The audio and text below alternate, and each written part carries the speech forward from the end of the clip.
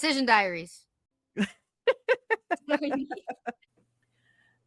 Welcome to Decision Diaries. Today on Decision Diaries, the topic or the decision is all about learning a brand new language. And so I was fortunate enough to know somebody who has been on this journey for quite a while, but we are going to talk about the very beginning of when they decided to learn this specific language. And then I believe there's going to be a lot of helpful tips and, lessons learned for sure. So I want to welcome my fellow podcaster in English today, James Smith. Muchas gracias por tenerme, Lynn. Oh, that sounds so great. Okay, what did you say? Thank you for having me.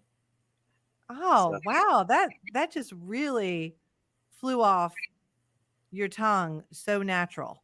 Yeah, I do a lot of work on the actual muscle structure of my mouth and what it takes to do, everything from rolling your R's to, the difference between a D and a T, or for example, in the language. And it takes a lot of work if you focusing on that. So. Wow. Okay. Well, it's starting to pay off. But first of all, which language did you select and why?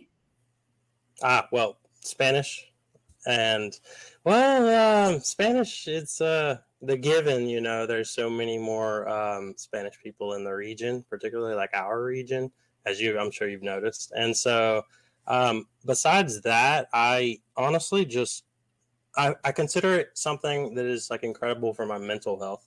I've seen a lot of people whenever they get older, they don't have rather they let their minds deteriorate. And I consider language learning as something that's it's a never ending thing that you can always do just from, you can do it anywhere, and you can be sitting in your sofa doing it. If you get creative, you're able to do it anywhere. And that's kind of where I find the value in, maximizing my warding off dementia and stuff like that for whenever I get older. So well, you guys are always thinking ahead. And just so you say, when you get older, you are what, about 30 right now? 33. 33. Yes. Wow, so old. No. So are you going to learn, are you thinking you're going to learn just one language, or do you think you might actually add a couple more?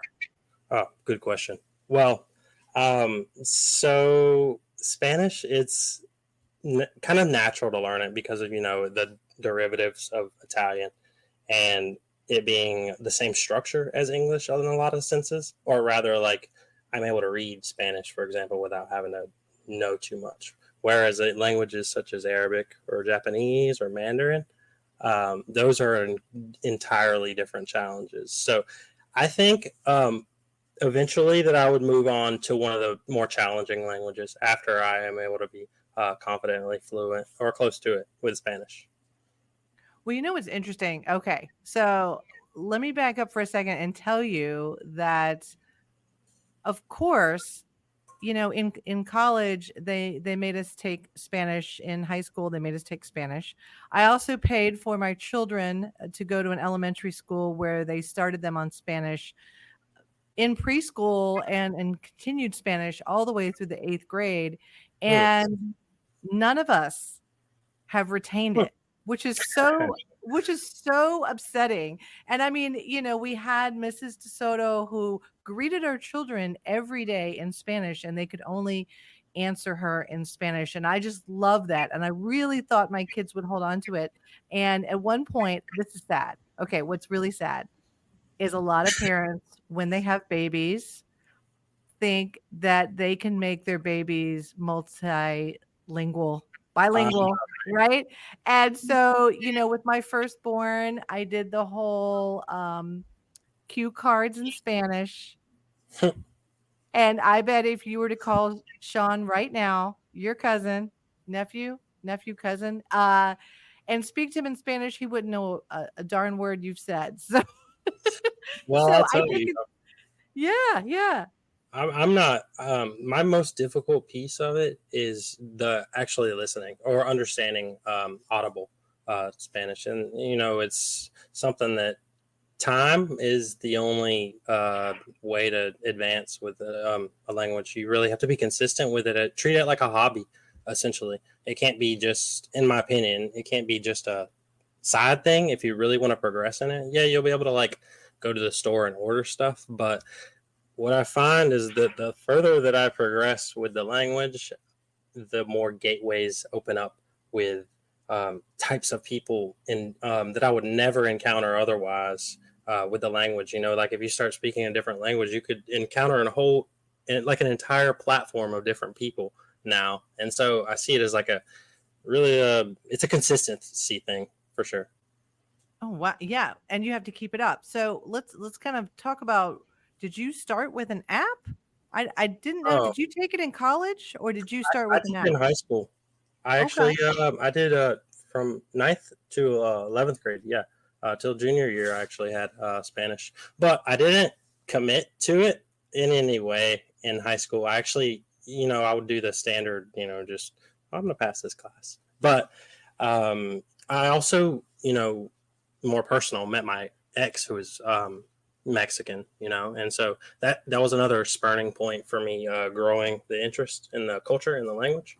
And so, a piece that I've learned from a teacher in the Philippines that I know, and she told me that language and culture are married, and to learn one, you need to learn the other, and it really like makes more sense to me. And so like started in high school and then didn't get interested until like 3 years ago, around 3 years ago. And then I really just started on Duolingo, really intensely doing Duolingo.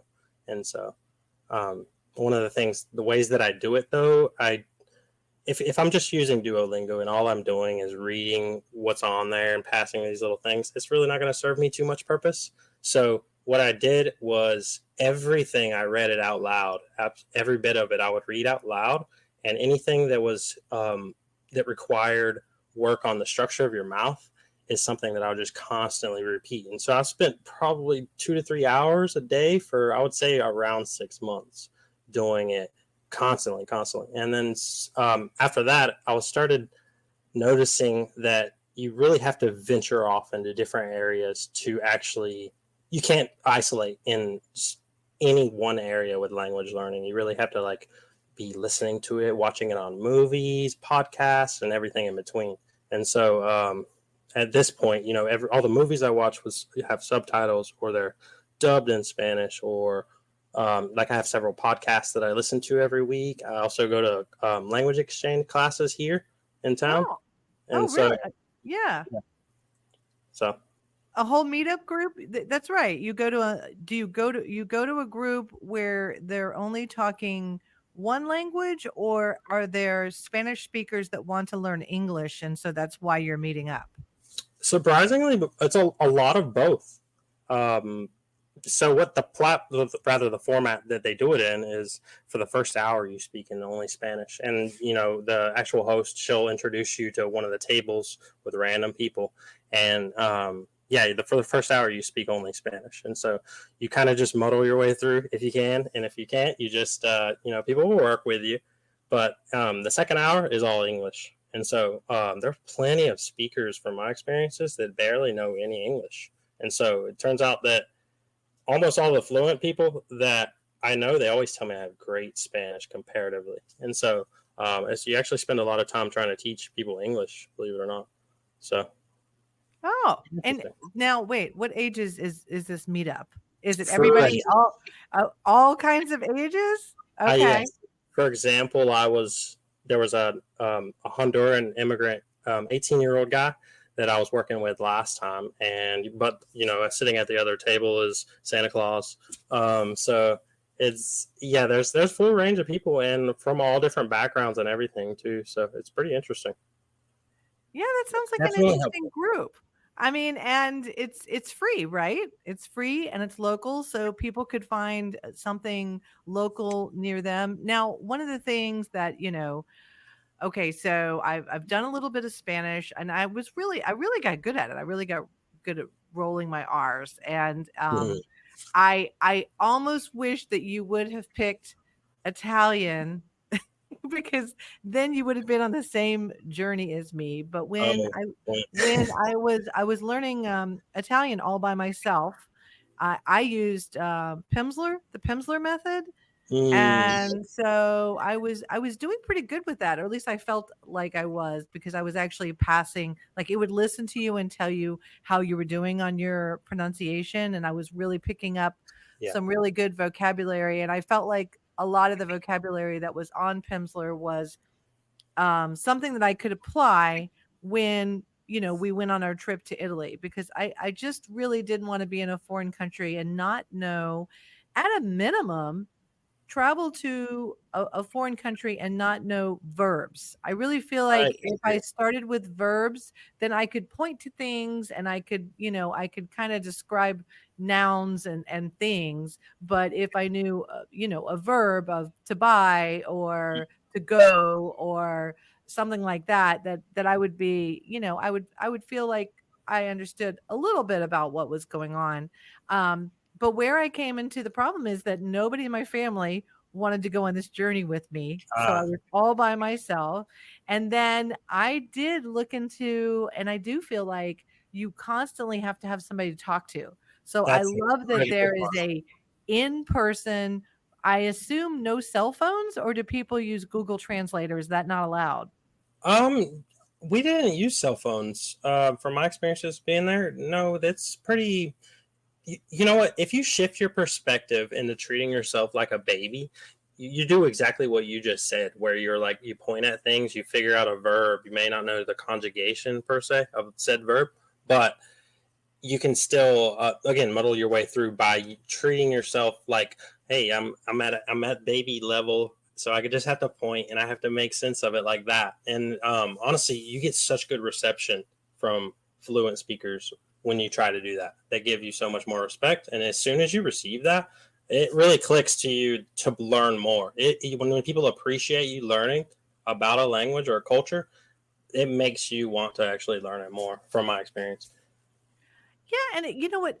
I kind of feel like if I'm going to another, I like going to another country because I kind of like being someplace different that I've never Mm, been before. So, you me too. know, I don't want to go over there and have anybody hand me an English menu. I really do want the Italian menu. So I wanted to know what was the Italian menu. So of course I memorized a lot of the food. Now the other thing that as I was solo learning and you were over there learning Spanish and those are very closely aligned like you mentioned, but Yes. you know, some slight differences, obviously. But I did look into, I think, what is it called? It begins with a T, and I think you're on there, Tandem Me or too.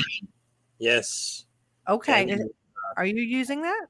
Yeah, that one, and that opened up an entire new gateway to the. Now I have friends around the world that I consider like actually really good friends, and some people that I talk to every day.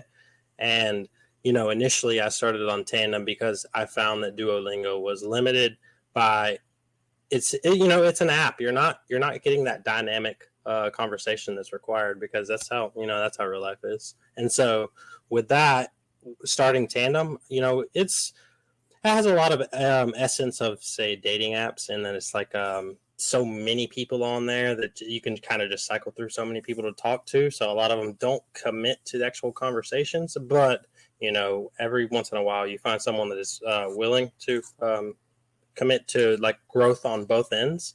And so with that, I initially met the friend that I traveled to Mexico and met with, and I stayed over there for a little over 2 weeks with someone I met from that, and that was a crazy immersion experience for me, and that definitely accelerated my interest in both the cultures, like Latin American cultures, as well as the language itself. Well, So you know, you mentioned that it's kind of like a dating app, and I will tell you that when I looked into it, so for those people who don't know tandem of what we're talking about, it's a really cool concept. So, if someone wants to learn English and then they are fluent in Spanish, then they can connect with somebody who wants to learn Spanish, and you know, it's a two-way street. And so it's really interesting. And there are some people on there that have like five languages, which it's made crazy. me feel like I really need to get on the ball. But as I was looking at it, there were so many good looking people.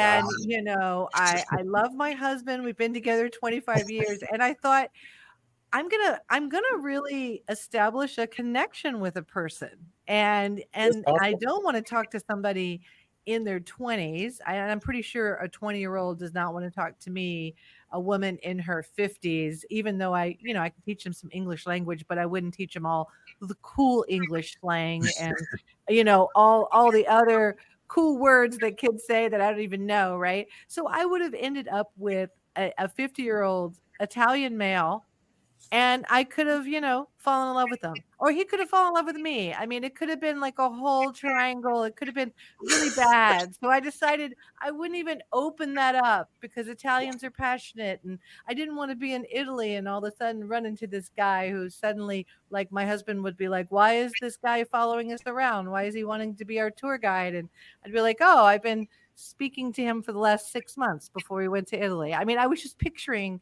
all these things. And now that you mentioned the fact that you made a connection and you Definitely. stayed with somebody, and then you've also made another one where you're going on another trip. Yes, actually, booked all the flights and everything today. Oh, But wow. yeah, so that initial trip to Mexico, the purpose of it was language exchange. That's why I went, and I gained a lot more experience with I guess understanding the how little I knew, because it felt like you're starting at the bottom and you can't go to Walmart and figure out certain things. Well, now I took a break from like going so intense on the language for probably a couple months, and then I met someone else through the same app Tandem in Bolivia this time. And so, after talking for a long time, she wants to learn English, and I'm learning Spanish, and it creates. You start off on something that is productive, like you meet through something that's productive, and regardless of it being online, it's still starts with an essence of productivity, in my opinion. So it's not Mhm. like a dating app, and so you do go into something with a learning premise. And so yeah, we'll be meeting up in Bolivia in 4 weeks. So That is so exciting. I can't wait to hear about that trip and of course share your pictures. And I think you bring up definitely. a really valid point. So I did the Pimsleur. I didn't do the tandem. I was really trying to get the family involved. I was trying to occasionally practice on the family. And then all of a sudden, time's up. I find myself in Italy. And like you mentioned, I realized how quickly I completely lost 100% of my Mhm. confidence. The first, taxi driver that we encountered, the kids are like, "Go on, mom. Go on, mom. Oh, Let's see what you got," right? And that particular driver, and I really didn't think about it, but you got to look at it from their perspective. He's like, "Oh, here we go. This person wants to test out their Italian on me. He's been driving people all day long. We arrived a little late, and he uh told me that oh no, he doesn't know any English or whatever. So I was like, oh, well, then I need to say an Italian word. And then he just kind of looked at me like, and I was like, yeah, that was really bad. And but then later on in our trip, when we found ourselves at these random festivals with where someone's directing traffic and we're just following the traffic blindly because we don't know the language, that's when my mother instincts kicked in, like, where are we being led? Like, what is going on? Like, I have to know. And so I started using some verbs and some pointing. And then, I think the locals appreciated that. And, we were willing to pay money at this particular event. But when I walked up and asked somebody how much the event was, and they explained to me that it was free, and I actually understood that exchange because Mm. it was some of the useful vocabulary I used. I'm like, "Oh my god." Like, we would have just handed a random person money. Like, we would have just because we wanted to go to the event and we didn't wanna, like, stick out. We would have just handed our euros, like, straight over to some, like, crazy stranger. So, um, This is yeah, a you're risk. welcome, family.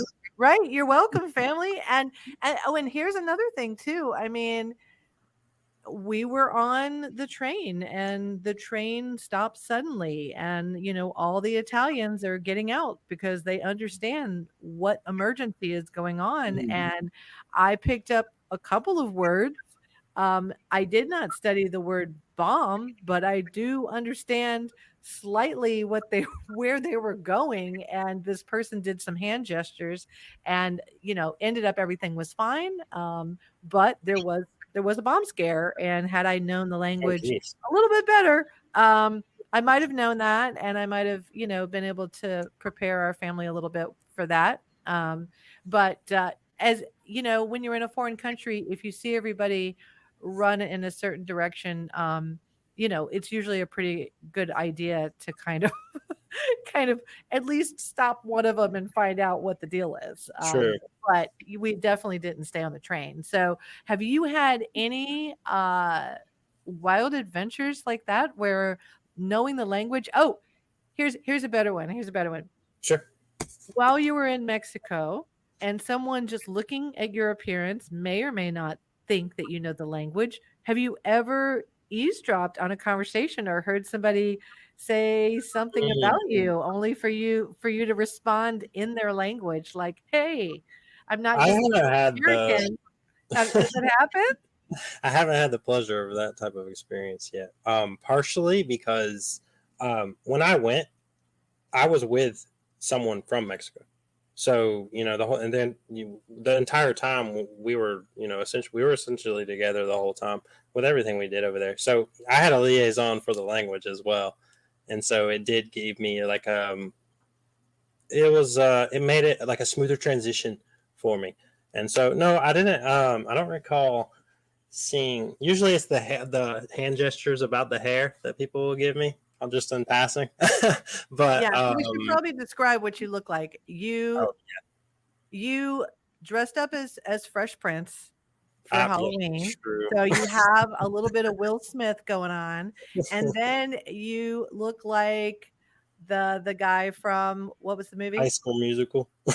High School Musical. Yes, with your big Corbin Blue. fluffy hair. Yeah, your big fluffy hair. So, I It's a mean, it's classic name drop. true. You could almost pass, as Brazilian, so people might think that you know the language. So I could kind of see that, but I certainly in blended. Mexico. I blended in the similar vibe when I went to India. Even the tour guide over there, whenever we went to the Taj Mahal, told me that you would have no issue blending in over here. Whereas the other 9 people, it kind of just stood out as tourists, and so it's just that has been the experience actually that people. I think part of it is that I I can sound pretty good with Spanish. It doesn't sound like really broken and everything whenever I'm actually speaking. So fluent speakers, they're usually surprised by the fact that I can. They always ask me like, "How did you learn Spanish?" And so I don't have like a grandiose answer. I just put in the work. But yeah, it's I haven't had too many like crazy experiences. Mostly because I have someone with me that can speak the language. Well, and that's where, I look Italian. So, I'm over in Italy. So, yes, a couple of times, and when we went earlier, before I would like to say the American invasion of Italy last summer, um, before COVID, when we went to Italy, and it seemed to be, we picked a time that there were less tourists. I did have a couple people come up to me and ask for directions places because they thought that I was a local, which is Yeah, you do look is it. such a compliment. It is. It is such a compliment that I wish that I could have passed for it. I honestly wish I could have passed for it, but then, I had to explain that no, no, I'm American. Here I am struggling right along with you. I can't tell you where to go. So yeah, it to me, I've talked to my dad about it as well, and I've talked to different retired people about it. Mm. You know, ongoing learning is so incredible, as you mentioned, to your mental health, and just always learning something or having a hobby and all of that. But language in particular, I've talked to my father and other people, and they're like, "Oh, I don't have enough time." And I'm like, "You don't have enough time? Here we are. Here's James. You've got a full-time job. I would almost say that you know 3 languages, right? Because you've done some programming languages. Ah, well, fair enough. Yeah, You speak in databases, and that's a language within itself. SQL is a language within itself. So you speak technology language, English, and then, now adding Spanish. So I would say you've got 3 languages there, but it's a use it or lose it, and it is. mentioned commit, right? I think that's commitment. Yeah, you have to. It's there's no real way around it. It's just if you want to dabble your feet in the water, again, you'll be able to go to the market and do simple tasks, but without having the commitment piece, you're missing out on a lot of. Not, I don't want to say missing out, but like there are a lot of personalities you can't encounter until you get past a certain point because it takes so much extra time, translating and doing all the extra work.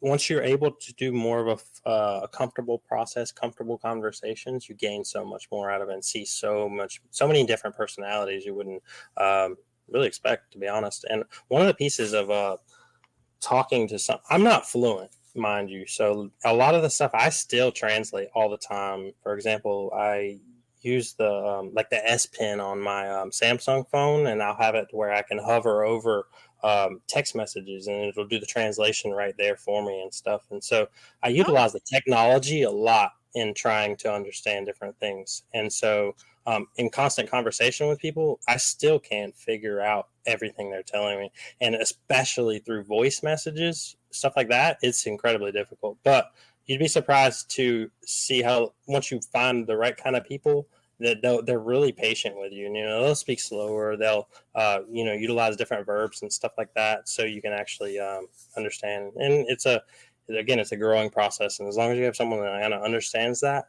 then you need at least one person to be speaking with it with. You have to have someone to be speaking with it with. It kind of plateaus if you don't verbalize and hear them. So it's and kind of much. do people work with you on your speed? Like, do they, when someone is being patient and they sort of slow down their language, right? Because I've been in a room with 2 Spanish speaking people before, and once they get going and the pace that they get going, it's incredible.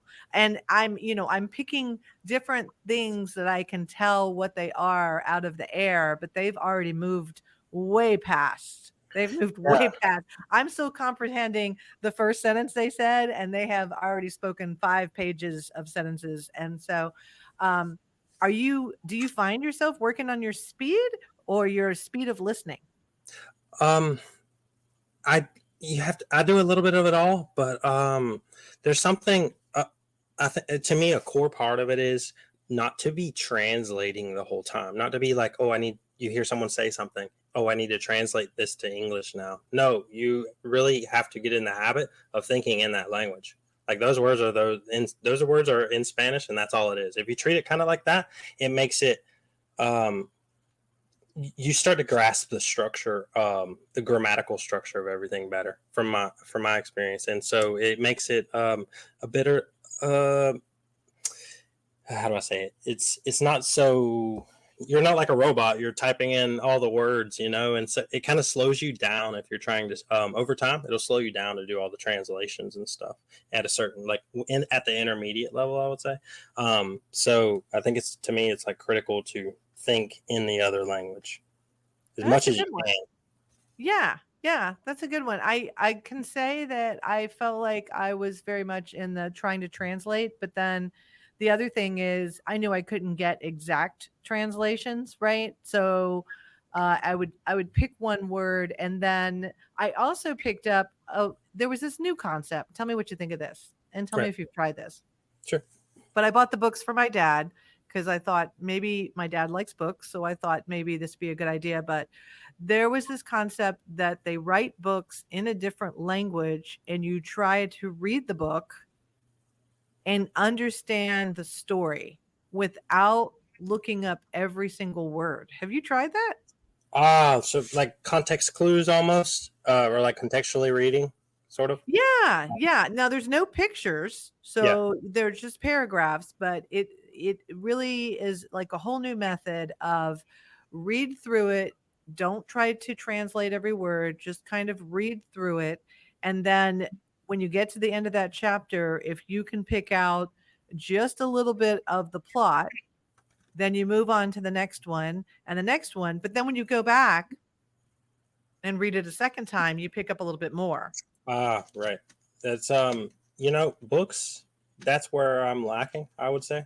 I haven't moved on to actually utilizing books and like reading in another language, and so that's on my list for something I need to progress in more. But honestly, similar like all forms of media, I would say the similar like that with the books, where it's like you for a movie, for example, with like that's in the audio is in Spanish. Like you may not if you rewatch it the first time, you won't really get too much, but and then it gradually get more and more the same way with a book. So it's the repetition is just sounds boring sometimes, and you're probably going to be going over the same content over and over. For example, the podcasts I listen to, they provide you a transcript of all of the audio, and it's about 30 minutes, and so you can read along with what they're saying, but at the same time, it's so you don't get everything. So you end up watching the same 30-minute podcast 4 times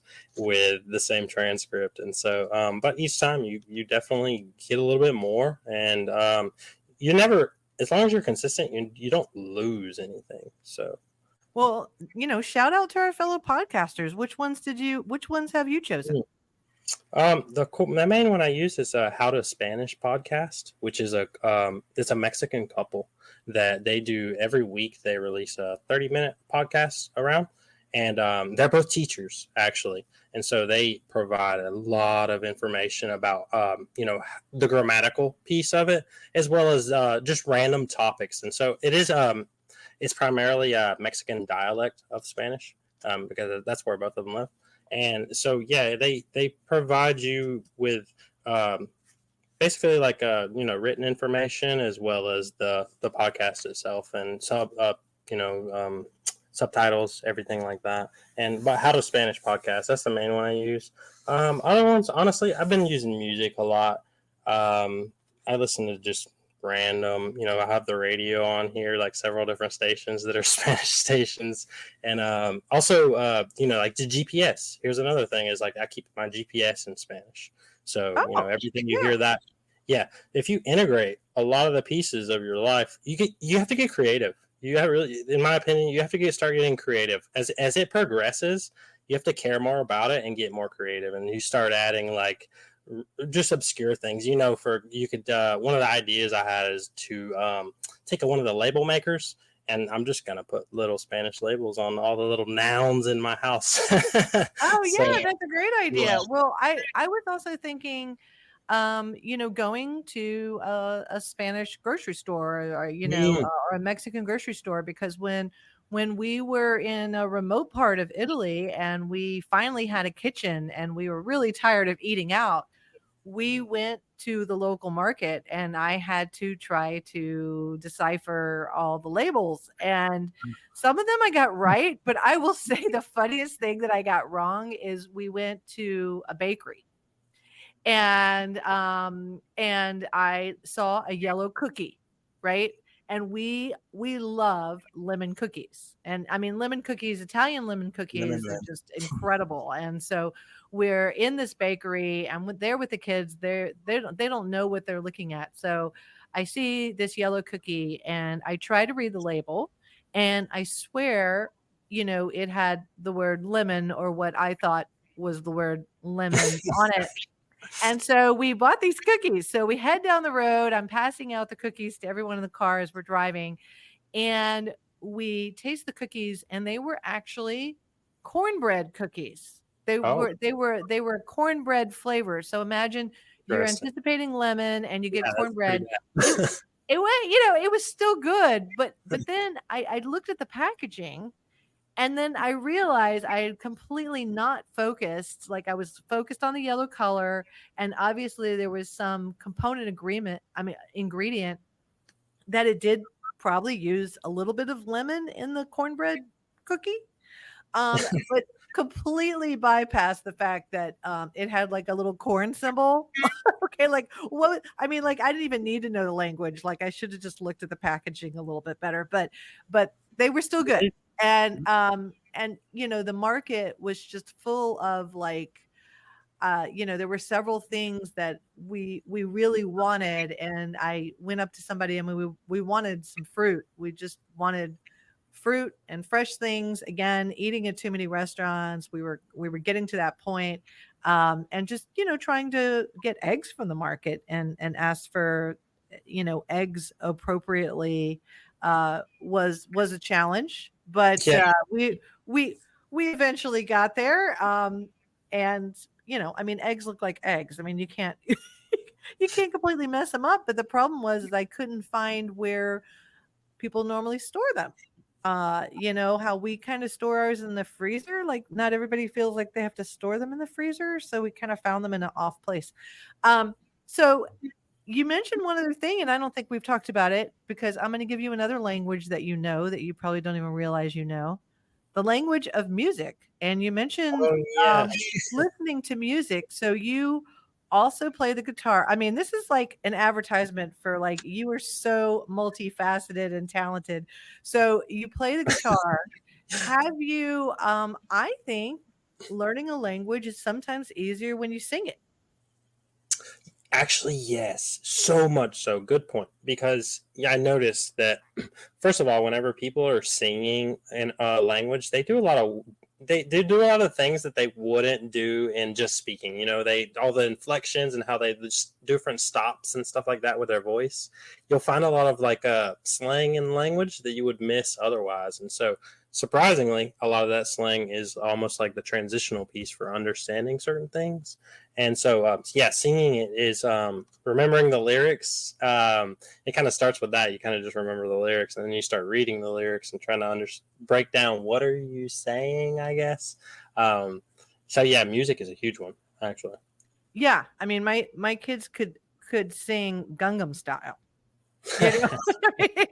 I mean, they could sing Gangnam Style. I remember, I mean, Sean probably still can to this day, and what is that, South Korean or something? I don't know, Yes, but it's great. yeah, yeah. Now, you probably maybe you didn't notice this, but, I did Google to find out if, Spanish was close to the easiest language to learn, and turns out it's not.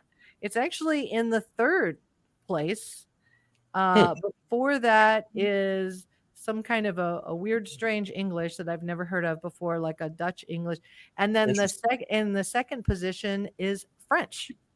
Oh, well, And I that is kind of surprising to me because I think, Spanish, you roll the R's, and Spanish, I think, has some things in common. The male and the feminine, the il and the la, and certain yeah, things that you can kind of just visually look at and decipher versus French has definitely a dialect and seems more accent. difficult. Right, right. So I don't know, but that is Yeah. what Google says. So, it must be so. And then, of course, the other fun fact, from that anybody can do from Googling, of course, is, what is the language that everybody, that has the most people around the world, and English is not number 1. And, sometimes it kinda kills me when people are traveling abroad and they're like, "Oh, they'll speak English." I'm like, don't be so sure." I True. mean, don't be so sure because there's a lot of people in this world, and, they may not be trained on English from the moment they're kindergartners and all of that, like some people might think they are. And I think what was it? Oh, Bengali is obviously like number 2. Oh And wow. then I think Arabic would be number 1, which Yeah, is very, very hard to learn. incredibly hard. And I have an Egyptian roommate, and so he's actually on his little journey of learning Arabic. So that's I've gotten a little bit of insight into that, and good luck. Yeah, yeah, and Mandarin, Chinese, which is something that at one point I almost thought I was gonna take a job where they were going to send me, um, there and teach me the language, and I don't know. I really think I don't know if that would have been money well spent from a company, because I think, sometimes I think learning through a job is works really effective Mm, for me. Anytime I've had a hobby, making that hobby sometimes a job, I feel obligated to my employer to do a good job, and so I will study more and that type of stuff. So if I was in a job where it's interesting right now actually that you mentioned this, because currently right now I have 3 contractors on my team at work who are from Mexico. ah, And so, as they're talking, sometimes I will join the call early and they'll be talking, to each other in their own language. And so it is kind of going on with my job right now, but I'm actually helping them a lot with their English. And I'm not asking them to spend their time to help me with Spanish, but I wish I would have started the same time as you because you're like light years ahead of me. well, I just I've just gotten more acquainted with it in the past couple of years to truthfully like really getting into it. And I'm not even to the level that I really want to be by any means. I am a perfectionist, but yeah, I remember having a moment in the Houston airport when I got back from Mexico. And I was there a little over 2 weeks, and it was essentially strictly Spanish. Like we really, really stuck, even on purpose. We were stuck to speaking Spanish, and so I remember it sitting in the airport, and I could understand everyone around me. Everyone, like when I landed in Houston, I was baffled the fact that I could understand everything, and I was relaxed by that. I was so relaxed, and I realized that over for the past like 2.5 weeks I had my mind on a kinetic, like really active mode. And so that was a big green flag for me, if you will, for like, oh, this really is good for you. This really does like promote you to be like constantly thinking, constantly on a, it's a workout. If it was if it was a gym, that's you're inside of it. So, Yeah. yeah, it was that was an enlightening moment for me actually, and a big turning point, I would say, to make sure, or like it made me want to, that's what set me on my path to like being at least close to fluent by 35. So Oh, is that the goal? yeah, Okay. All right. that's Well, the I goal. think you do. You have to give yourself a little grace. You have to give yourself some little mini goals. And then if you're feeling burnout, you got to mix it up a little bit. I Sure. guess I know what I'm going to get you for your birthday, a little old clickety tape dispenser so you can go around and label. I'm going to give you a Oh labeler. You can go label everything. Oh, look at you. You were like, "Oh, you're getting me a trip? What do you my Well, roommate might not like it, but we'll make it. yeah, yeah. Well, I mean, if I win the lottery, maybe I'll give you a trip and you can be our interpreter. You Oh, can be for our sure. Spanish interpreter I would that love it. way. I mean, it can happen. It can happen. So, kind of in wrapping up, if you were talking to Yes. somebody today, right now, that someone's like, hey, I could I'm kind of a James. I like programming. I like music lessons, and maybe I should add language. Where would you tell them to start? What would you kind of say? How do you know when you're ready to learn a language? Um, Babies do it. You're always ready to learn a language. We're wired for that. We're honestly It's I consider language, human language is a fantastic thing. It's wild that I can translate my a lot of my thoughts to you know sounds coming out of my mouth. Like it's strange almost to me, and it's like I find it magnificent. And so I for someone similar to me, I guess I would personally say find why language is a special thing. Find research why language is special. Find like consider the fact that there's billions of people, but we can't talk to but a small portion of them until you break past a certain barrier with language. And so there's a lot of beauty in being able to, like you said, with traveling, you can immerse more and get more of an experience from something.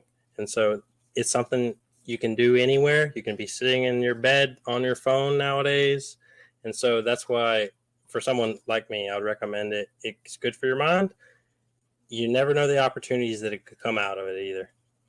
Yeah, So, and you sound like you are meeting real people. You're having some in-person connections, and and they're we talk great. a lot about finding your tribe and making connections in this very remote work virtual world. And Yes. so I love that there's a group of people, multiple ages, getting together in person, putting their cell phones down, that nobody's walking around just like, here, talking to my cell phone so I can understand what you're saying. That kind of defeats the purpose. It does. But Yeah.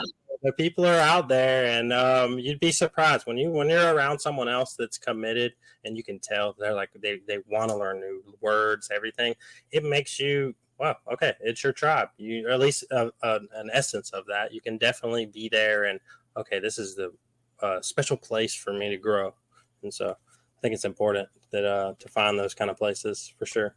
At the very least, you have to have one person you can bounce your thoughts off of in the language and everything. You have to be going back and forth with one person, in my opinion, at the very least. Yeah, yeah, and, if I wasn't such a flirt, I probably would have joined Tandem, but I just don't think that I could have stopped, and maybe I could have found, a 50-year-old woman that wanted to talk to me, but, I mean, I would think a 50-year-old Italian woman would probably rather talk to a 50-year-old English guy, an American guy. So, I didn't want to deprive anybody of that experience. I'm sure there's some dating going on out there. I mean, shout out to Tandem, but okay. So I have to do my little promo. I want to again thank you for sharing this passion that you have with everybody and coming on my podcast. And again, if you want to say the other podcast that you listen to. Oh, How to Spanish podcast is the How name of to it. Spanish podcast. So, That's it. um, love you guys out there in the podcasting community that you've created that so that James has that to go to. And Yes. if you want to know more about this, I don't, I'm wondering what I can kind of post up on the website. Um, maybe a couple of pictures of you from Mexico and any pictures that you have coming back. Love to see those. And put up a couple of links maybe to that other podcast and what was it, Duolingo? Yeah, I use Duolingo. Yeah, it's Duolingo? yeah, Okay. which I mean Duolingo. everyone knows of El Búho, the bird. So yeah, it's while that's it's an extra tool. Okay. Okay. You need many tools. It's a toolbox. You have to do everything to learn the language. Yeah, But for and maybe I'll just post, an interesting movie, an interesting foreign film. I think, just even watching foreign films, it may give you the bug and the passion to learn a language. So please, if you enjoy this podcast, please like and subscribe. And I don't know if you want to, as parting gifts, do you want to say something in Spanish that I don't understand that is not is not what how can I say it? Okay, is appropriate? I don't know. I don't think you're gonna say anything inappropriate, but no, I'll just give you a simple one. why don't you thank our listeners in Spanish? Muchas gracias por escucharme y espero que tengan un buen día. which is, thanks for listening to me, and I hope you have a great day.